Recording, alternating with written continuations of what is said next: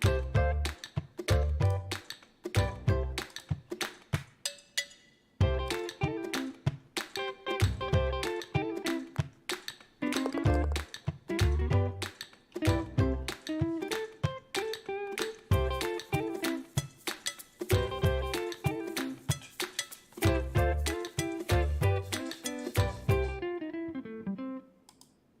News RI presents the Golf Dudes Podcast.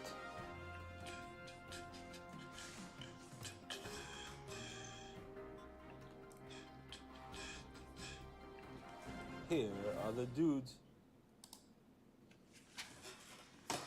Hello, everybody. Welcome to another episode of the Golf Dudes Podcast. I'm Joe Calabro. Thanks so much for tuning in. As I just take a second here to share stuff on the social media channels. Hope everyone's having a great Thursday. A big first round of the Masters is pretty much in the books. I think there's still one or two guys that are finishing, but it's pretty much in the books. So certainly an exciting day. Exciting day for Tiger fans like myself. I think he looked pretty good.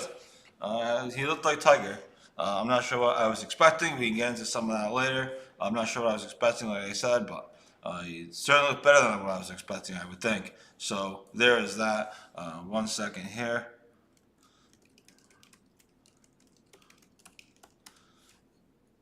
Anyways, just me today, so we'll be here for the next 45 minutes or so talking about the Masters. Obviously, we'll talk about some of the local news and notes as well, so feel free to join. Also, we have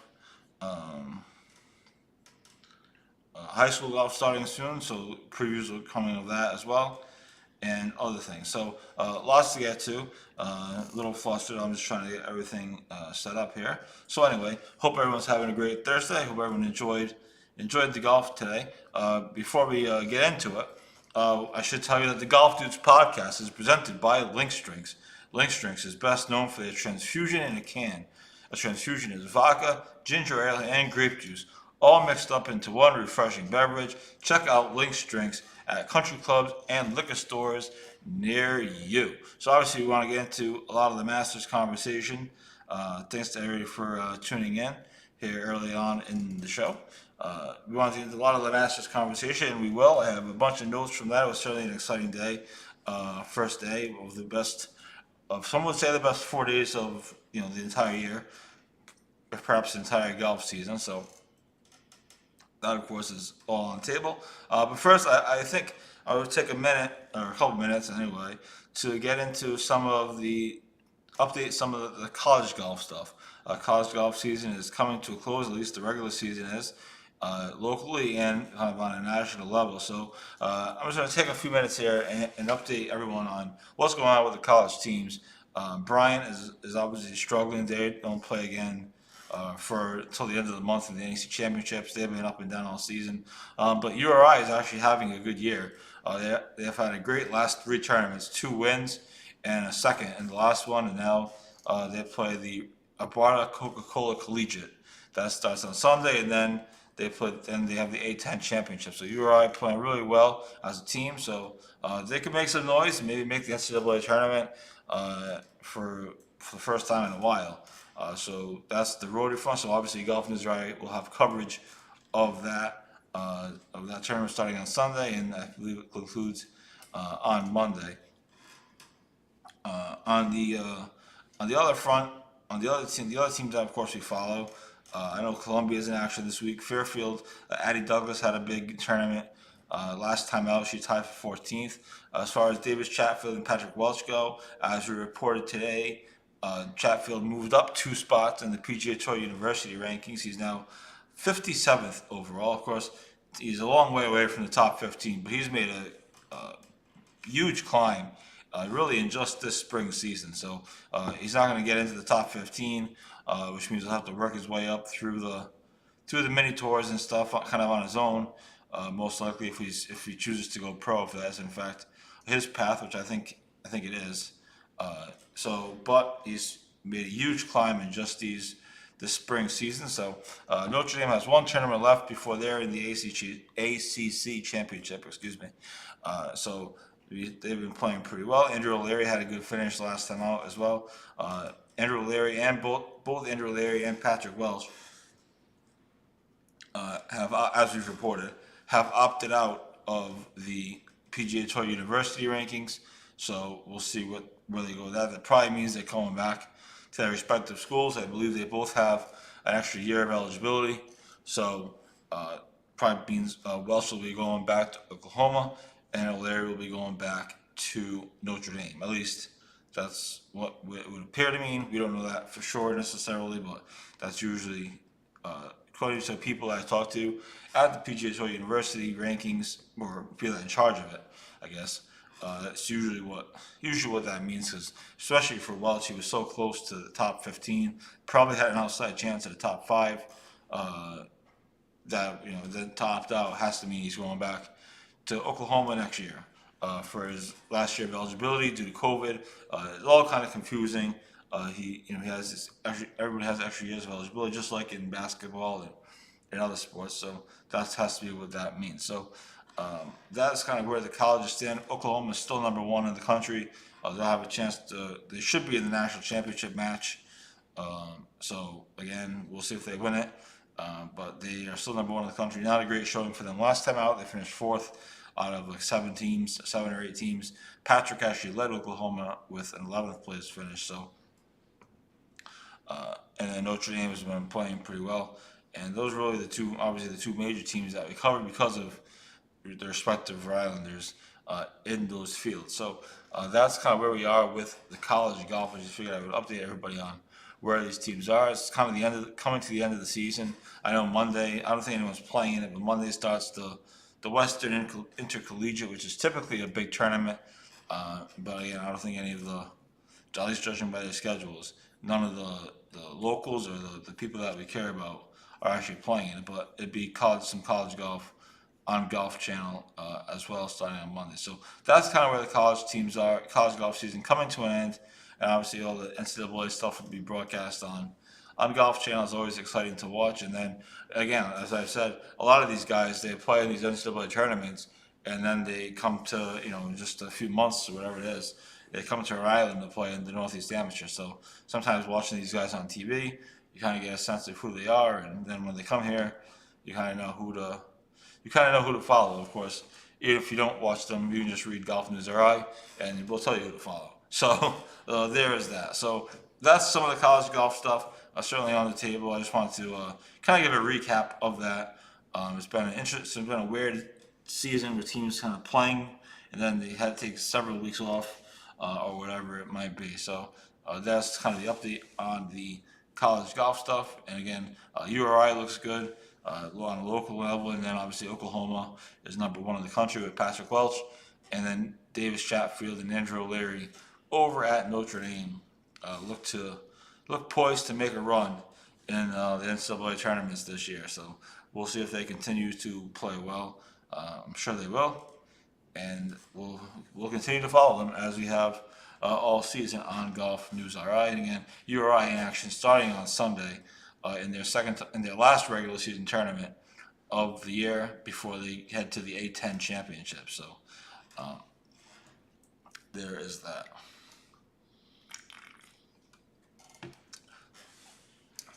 Excuse me. It's just me today. This is the Golf Dudes podcast. Rich is at some hockey tournament up in Boston. So just me today. So we'll just go along here. If you guys have thoughts or comments or whatever, feel free to say hello. And again, I hope you're enjoying your Thursday night. We just start with the high school golf stuff. Again, we're about a month away from the Rhode Island golf season, the competitive season starting. Actually, less than a month away, technically. So we're about a month away, less than a month from the Rhode Island competitive season starting with the U.S. Open qualifier over at Kirkbride, and then obviously tournaments kind of flow from that.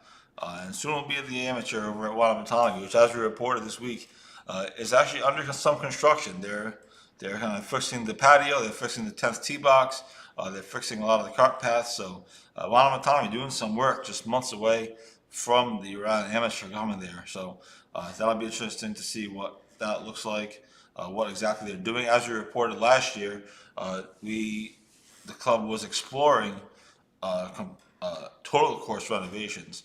So as I put in the article, again, you can read it on golfnewsri.com. I'm not sure if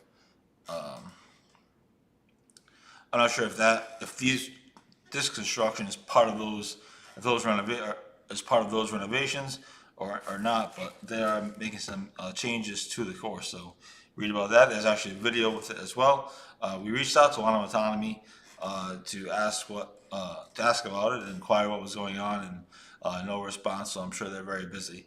But that is interesting. So and again, Wanamaoisa is supposed to be ready by the middle of May. I think they said May 10th or mid-May. They said so. There's some of that stuff as well, so some local stuff going on and local construction. Last year, it was funny. Last off season was a season of golf pros moving everywhere. We had a whole carousel of pros switching jobs and leaving the state and coming into the state, and whatever it may be. This year, generally speaking, it's been pretty quiet on the golf pro movement front, at least as far as pros that we care about here in Rhode Island. And this year has been all about the construction and the renovation. So it's an interesting cycle. Perhaps next off season will be about the golf pros moving again. But it's been an interesting cycle how that'll work. Last year was all about the golf pros and very little course news as far as like renovations go. This year is all about the renovations. So anyway, I thought that was interesting, and but we'll be covering it all on golfnewsri.com no matter what happens. So check out all the stuff, and again, check out the video of One Autonomy under construction just months before the Rhode Island Amateur is set to go there. So that will be certainly a fun week, and we'll see as far as our content plan. Obviously, we'll have that for you in the coming months or so.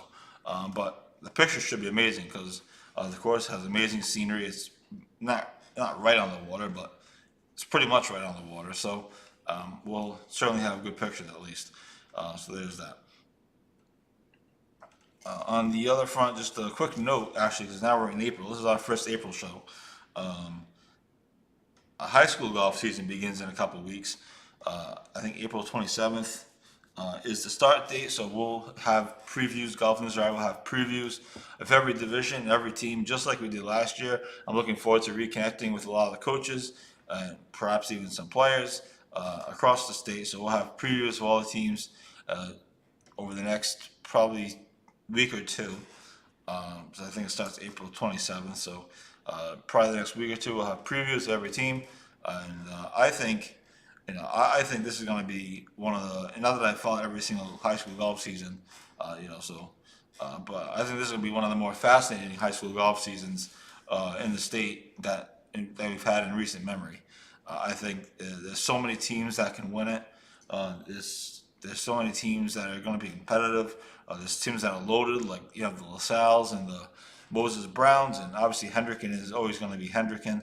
And then you even have a lot of teams that are climbing the ladder, like Barrington, that are right there, and East Greenwich that should be another battle with Hendricken again this year. So I think this high school golf season is going to be fascinating to watch, and fascinating to follow, fascinating to cover. Obviously, so many great players. Max Jackson is the obvious one. He's a phenom, and he continues to be a phenom. And I know he's doing well in Challenge Cup right now. But just in general, you have Kylie Eaton and Harry Dessel at Moses Brown, and they're getting an influx of new players. You have Max Jackson at LaSalle, but then you have Lily Williams making her freshman year start. You have Jared Early playing over there, and Jordan Vries as a freshman. And Jordan Vries is someone that obviously I've watched Kirkbride over the years, and she's been working on her game. So I think this high school golf season is going to be among the best in a while. And I think the state championship in late May, early June, whenever it happens to take place. I'm not sure if there's definite dates for that yet, but I think that's going to be a fascinating tournament to watch. And like I said, I just think there's so many teams that are kind of loading up or are loaded this year, and they can all kind of make a run. Hendricken is the defending champion. They obviously lost some of their seniors, Harry Grimes and Ricky Angeli, but they bring back Andrew Chadwick and and Brady Williams. So again, high school golf season starts later this month, and Golf News RI will have all the previews for you, just like we did last year.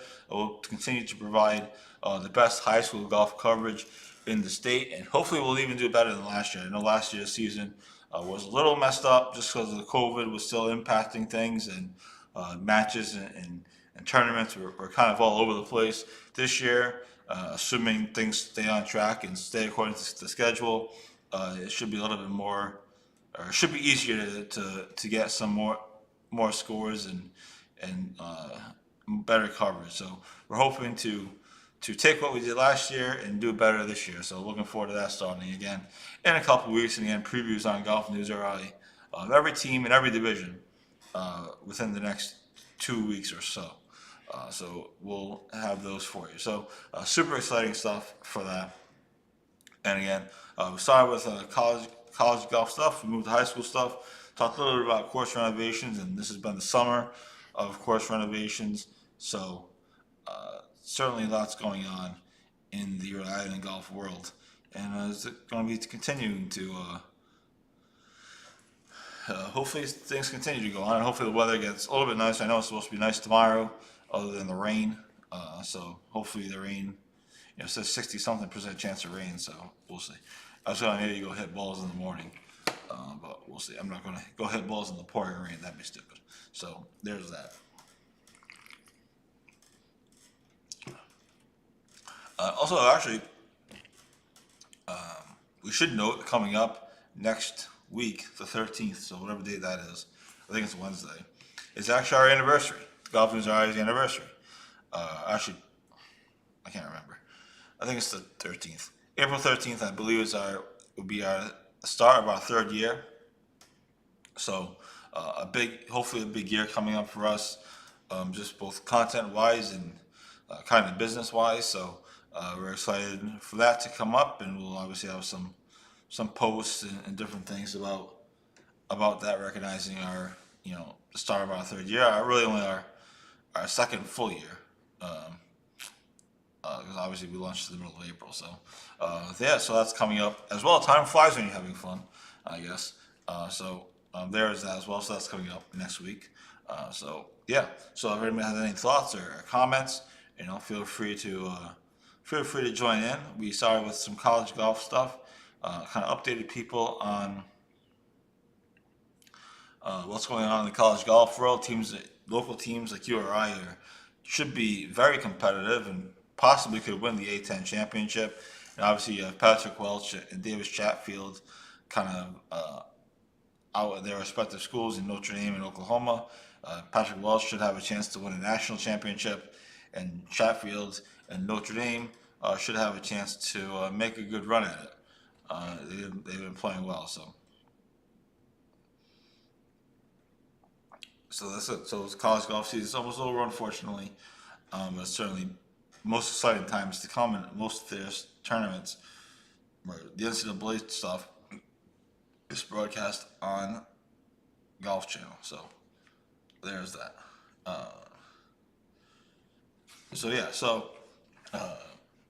If any people have comments or thoughts, feel free to send them along. Just me today, like I said. Bridge is at a hockey tournament in Boston, so there's that. So let's get to the Masters. Maybe perhaps that's what you're all waiting for. Masters conversation. Obviously, the first round was today, and thanks to the few people that listened to our Golf News RI or my Golf News RI Masters preview podcast that went up yesterday. I kind of screwed that up.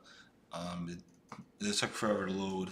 I was going to do the whole premiere thing on Facebook and on YouTube. Apparently, it did premiere on YouTube, but it took forever to load. So it didn't get a ton of play. I kind of messed that up, but whatever. It was interesting anyway. Anyway, so Masters first round was today, and I really didn't know what to expect from Tiger Woods. I wasn't sure what he was going to look like. Was it going to be like a 2008 U.S. Open situation where he hits shots and then he falls over in pain, or what was going to happen? And I have to say, he was a lot better than I expected. And again, I'm not really sure what I was expecting. I'm not really sure what anybody was expecting. But he looked pretty damn good, if you ask me. He pretty much looks like Tiger Woods. So he's 1 under par for the tournament. He's tied for 11th right now in a good round today. Obviously, he has some stupid shots, like he said, like the bogey on 8, which I was pissed about, and I said so on Facebook. He said after the round there was just 2 stupid shots. He lost the concentration there for whatever reason. So, but he looked pretty good. I wasn't sure what he was going to look like. Obviously, coming into the tournament and into the week, people have been saying how good he looked, and media's been reporting how good he's looked, and Freddie Couples saying that he looked just like the 2019 version, and he's looked really good. I take what players say with a grain of salt in those situations, because they're not going to throw the guy under the bus. I mean, if the guy looks like shit, they're not going to throw him under the bus, especially not a Tiger. So I take what the players say kind of with a grain of salt, but he looked pretty good. He tees off at 1:41 p.m. tomorrow, and so an afternoon round. So pretty much my Friday afternoon is shot, because I won't move or do anything until this round is over. And I've told my girlfriend that as well. Don't worry. So we'll see. Tomorrow the wind is supposed to pick up. It picked up at the end of today for those watching it. By the end of his round, and even into the afternoon rounds, the wind really started to pick up. So we'll see what impact that has tomorrow. But overall, I thought Tiger looked really good. I was surprised. He hit some terrible drives, like he usually does.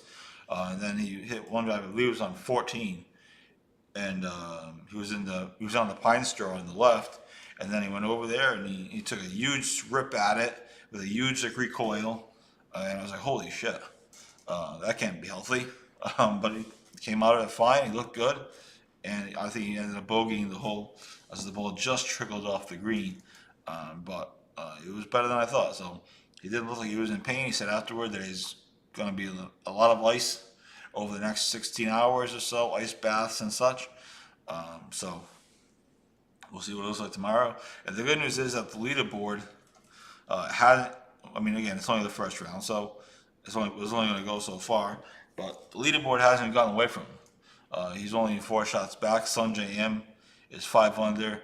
I don't have a ton of confidence in Sanjay M.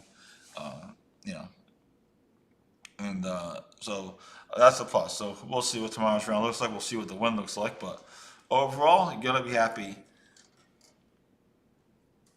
with Tiger's first round. So we'll see what tomorrow brings. But first round, that was pretty impressive. So there's that.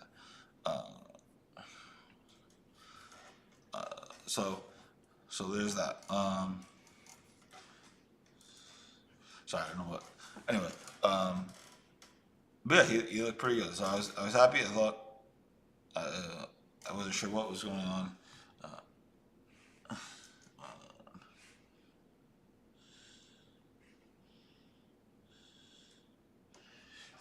Sorry, something keeps beeping, and I'm not really sure what the hell's going on.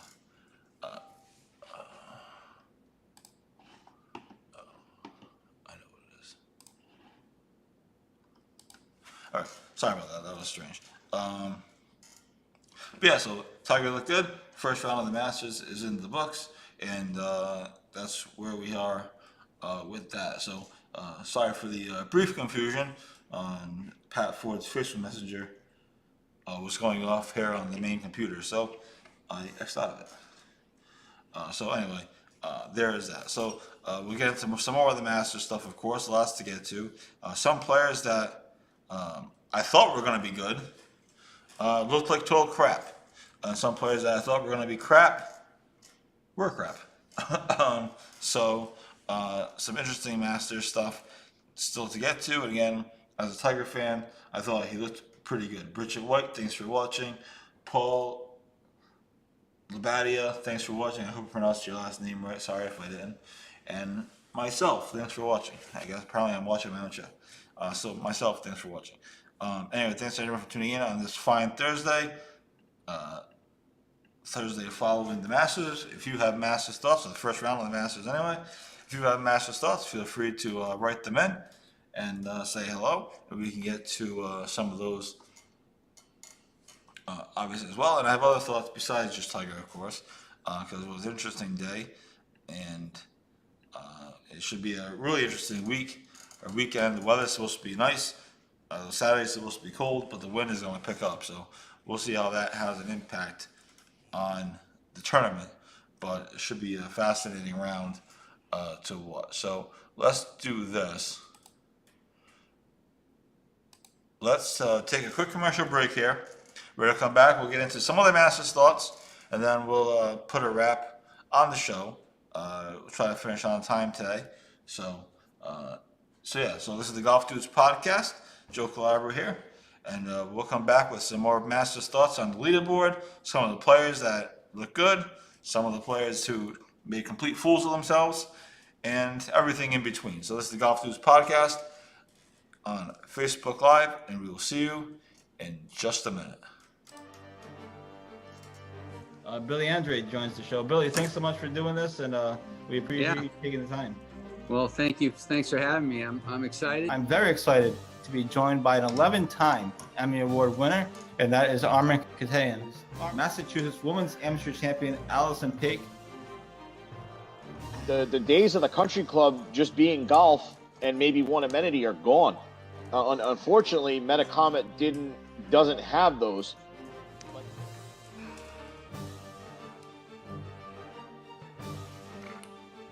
He has a very rare condition called kyphoscoliotic Ehlers-Danlos syndrome. And at the time of diagnosis, there was only 60 documented cases in the world. I mean, we legitimately played the last 4 holes at Newport National. You could not see 50 yards.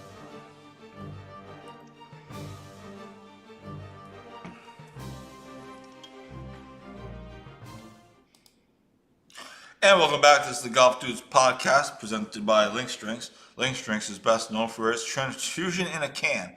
The transfusion is vodka, ginger ale, and grape juice, all mixed up into one refreshing beverage.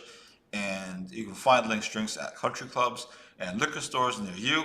Lynx Drinks is a great drink to have right next to you while you're watching the Masters, while you're playing golf, or anything in between. So thanks to Lynx Drinks for sponsoring the Golf Dudes podcast. And we look forward to, again, I know I've said it in every show, working with them this summer. We are going to do something, some sort of tasting or something of that nature. I'm not exactly sure what it's going to be or where it's going to be or when it's going to be for that matter, but we are going to do something. So thank you to them. Joel Bassett, thanks for watching. Hope all is well. Apparently I broke the microphone during the commercial break. It still works, but it came off the thing. So anyway, that's exciting. So Masters, we got into some Tiger thoughts. We got into some other quick thoughts from day one of the Masters, and obviously we started the show talking about college golf, and I did a quick high school golf preview for everyone because I think it's going to be a fascinating high school golf season. So let's get into some of the other stuff going on with the Masters other than Tiger. Obviously, excuse me, if you have a Tiger thought, feel free to weigh in, or just a Masters thought in general, feel free to weigh in. As we briefly mentioned, as we do a quick run of the leaderboard here, Sung J.M. is 5 under for the tournament. He's playing well. He was actually runner-up, or finished third, I guess, when Dustin Johnson won the tournament back in 2020, so he's back up on the leaderboard. He's 5 under. Cam Smith is in second at 4 under. I thought Cam Smith was going to run away with it today. He got it to 6 under at one point with still holes to play, and then he doubled the 18th hole. He actually doubled the first hole, and then he doubled the 18th hole. So if it wasn't for that, this tournament, not that would have been over, but it certainly would have been kind of in the balance heading into the last day. So Cam Smith came back to earth on the last hole. Again, he doubled the first hole, doubled the 18th hole, and kind of kept everyone in it. There's a slew of players at 3 under, including Danny Willett, Scotty Scheffler, and Dustin Johnson. Dustin Johnson had to share the lead for a while. He actually might have had the solo lead for a while. I don't exactly remember. And Scotty Scheffler's been up there, and Danny Willett kind of out of nowhere. He he won the Masters, in which Jordan Spieth crapped his pants in 2016. So that's where he is. But he's back in it, so good for those guys. Hey, Joel, thanks for watching. Thanks for tuning into the Golf Dudes podcast. Thanks to everyone for tuning into the Golf Dudes podcast, kind of our annual Masters post-game show type of thing, if you will, though we have done some other things other than just the Masters. But this is always kind of our annual Masters post-game show, so it's always kind of fun. And again, hope everyone is having a great Thursday night and should be a fun weekend. Again, stay tuned for coverage on golfnewsri.com of the Masters and everything else. As we continue to kind of go down the leaderboard here, like I said, there's a slew of players at 3 under, including Danny Willett, Scotty Scheffler, and Dustin Johnson. Last place, as we always like to highlight, is Sandy Lyle. Obviously, he's an old-time Masters champion. He's certainly not expecting to win or really compete. He's just kind of there for the fun of it, if you will. He's 10 over. And how about Matthew Wolff? I think this guy's a head case. I'm starting to think he's never going to be anything. I think he had that first tournament win when he first kind of come on tour, and since then he hasn't been able to get it going. And I think he's going to be done unless he has a complete 180. He's 9 over for the tournament. He snapped the club today on the 4th hole, and then he tried to putt out of a bunker. I saw there's videos of it on Twitter. I haven't really studied it because there's better things to do.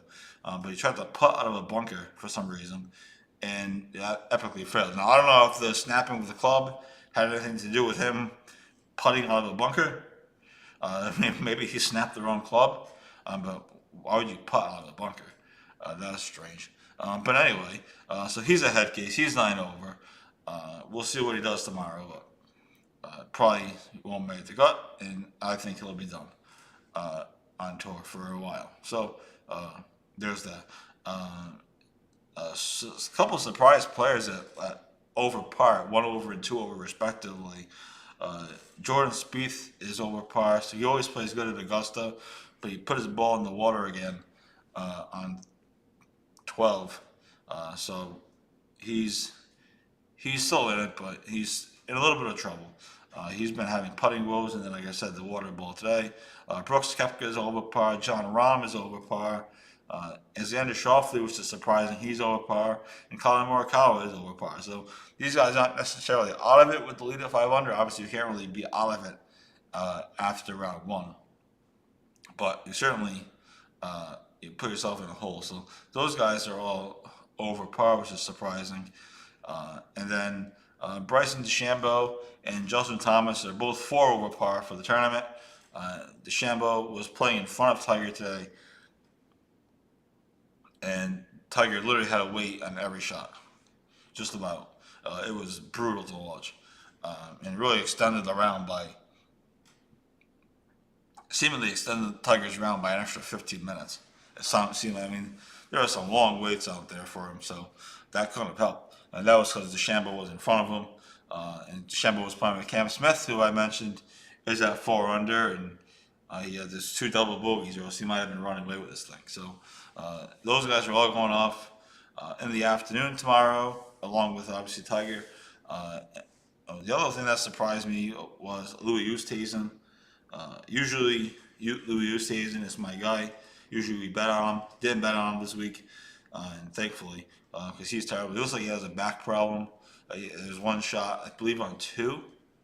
I believe on 2 is when he grabbed his back. So hopefully he'll turn it around. But he's 4 over for the tournament, and he's pretty much out of it. So DeChambeau and JT are both 4 over. What's amazing is JT literally walks around Augusta with Tiger. Tiger probably shows him exactly where to hit the ball and what to do, and he still can't figure it out.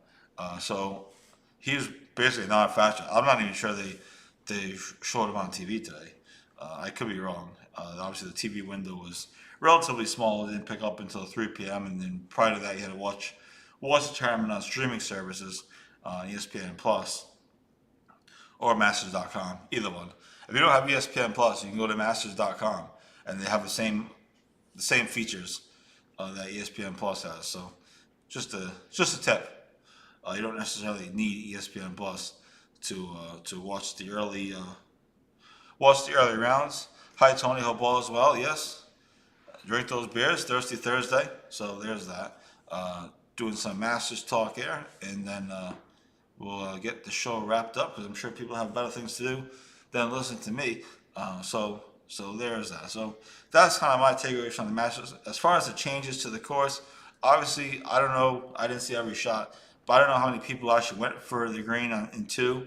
On 15, they lengthened that tee. They moved it back about 20 yards or so. So now it plays 550 yards. I didn't see too many people, at least in the window of coverage that I watched, and then the feature groups that I watched this morning.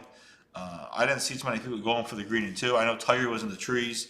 Then he tried to punch out, and the ball hit a tree, and then he made some incredible shot from the trees onto the green. Amazingly, he had an open window. My ball would have been blocked out. My ball probably would have got stuck in a tree, but his bounced out. So there's that.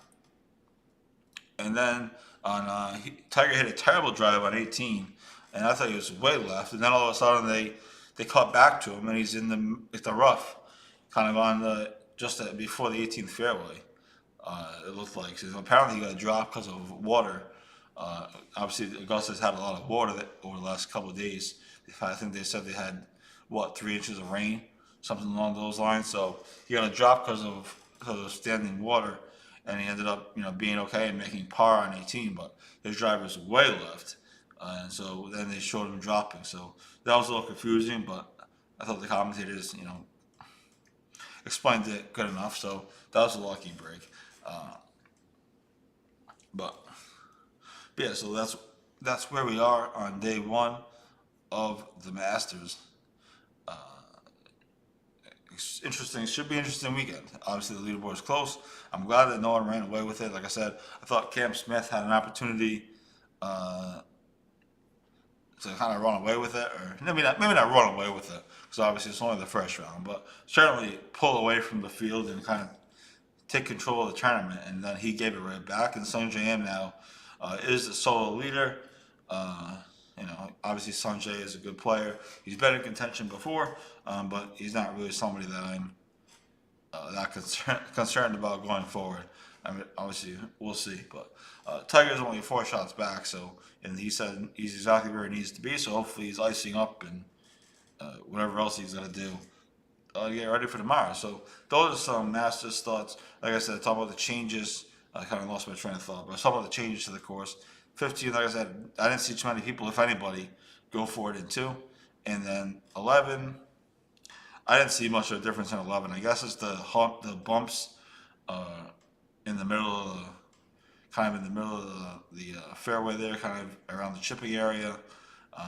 But I mean, just from what I saw of it, I didn't see a major difference in the hole. 15, you can definitely tell the tee is further back because these guys aren't reaching.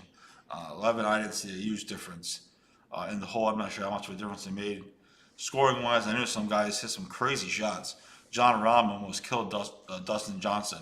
He put his fairway shot on 11 on the 12th tee box, and he ended up making bogey on that hole. So I know that was a crazy shot. And then I think it was it Scheffler? I think it was Scheffler who put his second shot way over the green and had a chip back up over the bunker. So there was definitely some crazy shots. I'm not sure how much of that was because of, the Rahm shot definitely wasn't, but I'm not sure how much of that was because of the Scheffler, how much of the Scheffler shot was because of the changes to the course or to those particular holes. But that was interesting to say the least. So that's kind of the Masters recap. Other news and notes, like I said, Louis Oosthuizen didn't play well. Some guys that I thought were going to play better, like Spieth and Justin Thomas, they didn't play well at all. Justin Thomas is going to be a non-factor in this tournament, it looks like, barring something crazy tomorrow. And I believe he goes off late tomorrow afternoon too, because he was just a time or 2 ahead of Tiger today. So he goes off late tomorrow. So pretty much nothing's getting done on Friday afternoon. There's that. So everyone's going to be watching the Masters, and I hope everyone is having a good Thursday and is excited for a weekend of golf. It's certainly the Masters almost never fails to deliver, so I don't think it's going to this time either. So there's that. So if anybody has thoughts or comments on the Masters or anything else we talked about, feel free to weigh in. Certainly, it was time where everyone gets excited, and it's kind of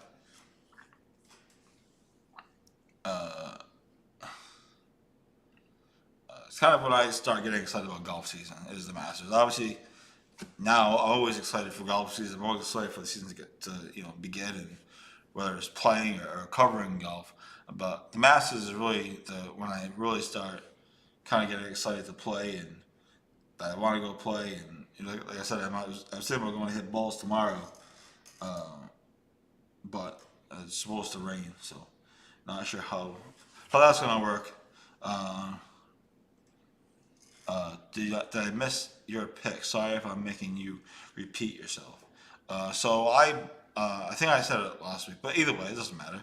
I have bets on Xander Schauffele, Billy Horschel, Gary Woodland, and I believe Scotty Scheffler. So those are the 4 guys I bet on. Obviously, 2 of those guys. Well, Horschel is not irrelevant, but he's not great. Gary Woodland, he seems irrelevant. I bet him because I thought he was on the way back up. I thought his odds were good. I forget what exactly they were, but his odds were pretty good. And so I thought, well, if he's playing well, he's got a major victory already. Maybe he's kind of on the way back up. So I took a shot with him. He's not going to pan out. And Billy Horschel, it was in the mix. I'm not 100% sure where he was, where he finished, but he's in the mix. And then obviously Scheffler looks like a decent pick. And Xander Schauffele, I was expecting more out of. I don't know what happened to him today. See if I can find this real quick. Scheffler's obviously in 3rd, so he's going to be there. He's been on fire. He's picked he's won 3 of the last 6 tournaments or 3 of the last 5 tournaments, whatever it was. And then let's see where Billy Horschel is. Harold Varner got to 1 under. He was way over par for at least a good portion of the day.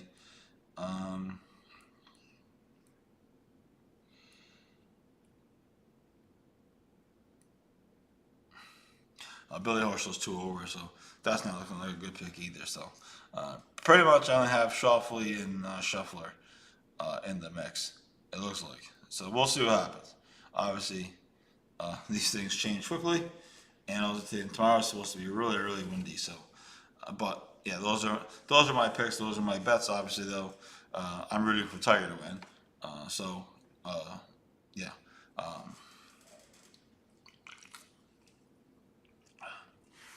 And he got off to a good start. So, yeah, those are my picks. Let me know what you guys think. Like I said, it looks like only Scheffler and hopefully Schauffele gets himself going. I'm not sure what's going on. He's been kind of quiet this year so far. A lot of these guys have. Horschel fell to 2 over. He wasn't even par when I saw him. So I didn't see what happened at the end, but that's where we are. So Masters resumes tomorrow.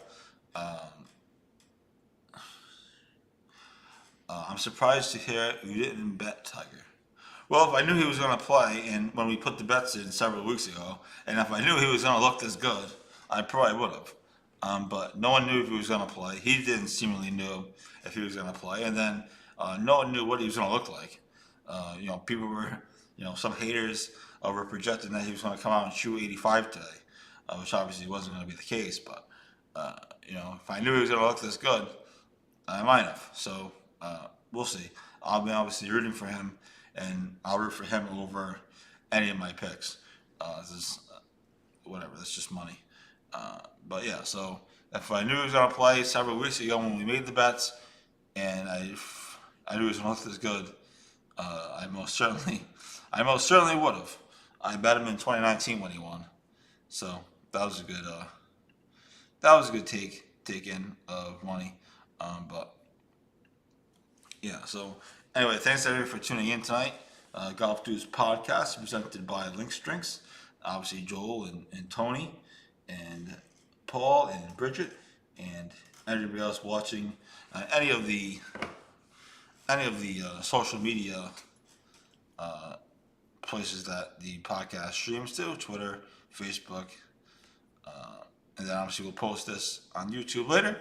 Feel free to subscribe to my YouTube page if you feel it necessary to do so. But yeah, so it should be an interesting year of golf. Interesting year. Should be an interesting year for sure. But it should be an interesting weekend of golf with the Masters.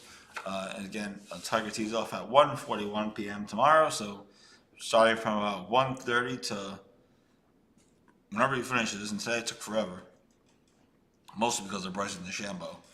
I won't be moving, so there's that. So I'll go eat lunch early, and then be home or at least be in place by the time he tees off. So that's where we are. Stay tuned to golfnewsri.com all weekend, of course, for Masters coverage and college golf coverage. And yeah, so unless people have some more thoughts or comments, which you're welcome to add in on anything we talked about today. Again, started with college golf. We did some high school stuff because I'm actually really excited for the high school golf season. And then we obviously did a ton of Masters, kind of in our annual Golf News RI Masters post-game show, if you will. So certainly a fun day today of golf. And so if anybody else has anything, the final word, if you will, to steal from another station.